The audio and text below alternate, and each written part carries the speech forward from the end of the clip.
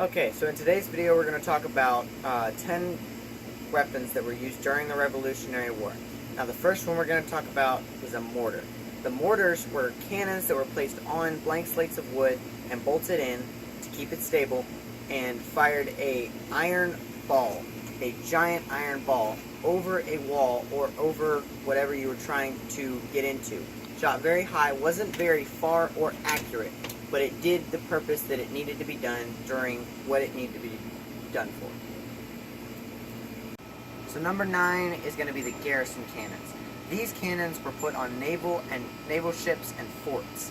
They were the cannons you see rolling around. They were super heavy, so not many people wanted to push them into battle, but they were used into forts to blockade against other troops infiltrating. Number 8 is going to be the field cannons. These are personally my favorite kind of cannons there were because of the fact that they were used during battle, rolled into battle, and honestly were probably one of the most valuable cannons because both sides used them when they were doing a face-to-face combat. Now these ammunition were pretty much the same as the last two. They're all big iron round balls that were shot out of the cannon barrel and towards infiltrating troops or however. So number 7 is going to be the axes. Now axes were carried by riflemen because riflemen could not carry bayonets on their guns, which we will get to in a future segment of this video. Now swords were another important basis and another important weapon in this. Swords were used by higher officials of the army to show their ranking, to show their point in the army and how important they were on the battlefield, and just pretty much to show the ranking and how it works.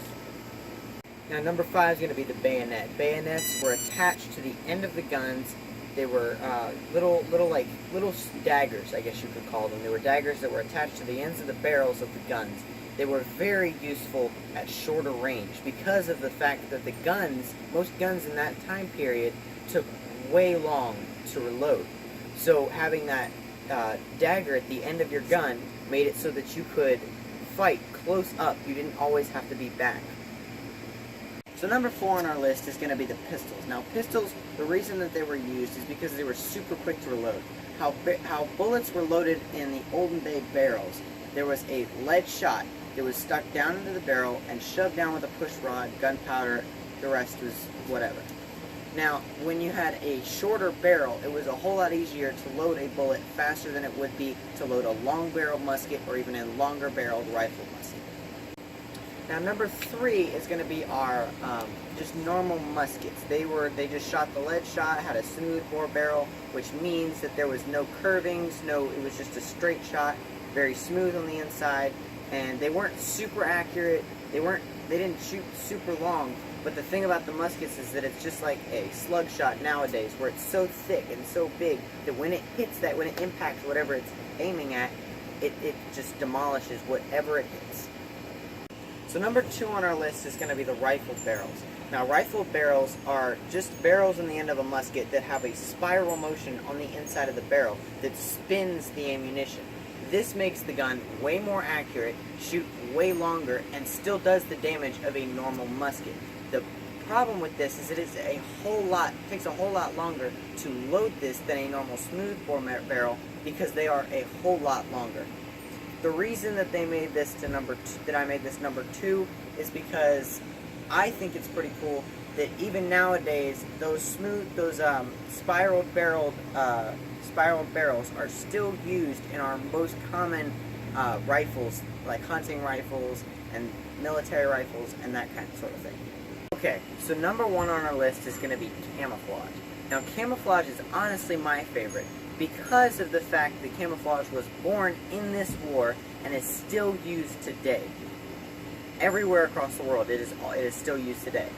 Before the Revolutionary War, how people fought was 2 armies lined up and shot at each other and just shot at each other. They didn't move, they just stood in lines and shot at each other. The Americans learned from the Indians how to hide in forests and stuff like that. And when Americans didn't show up to the war and they were in the forests when the Britain was lining up, and they didn't know what to do. They could not fight it because they weren't used to that. They were used to the whole gist of everybody standing in line not moving and firing back and forth at each other, not hiding, not walking around, and they weren't used to shooting at moving targets. In my opinion, camouflage was what turned the war, because the Britain honestly could not fight what we had in our army. They couldn't fight with it because they weren't used to it. Nowadays, camouflage doesn't do, I mean, it does stuff, but it doesn't do as much as what it did in that war, because nobody had seen it before. Everybody lined up in lines and nobody had ever seen it before. Now, I hope you guys enjoyed this video. I hope you found it very informative. If you guys liked the video, like, comment, subscribe, go check out the YouTube channel, and I'll see you guys later. Have a great day.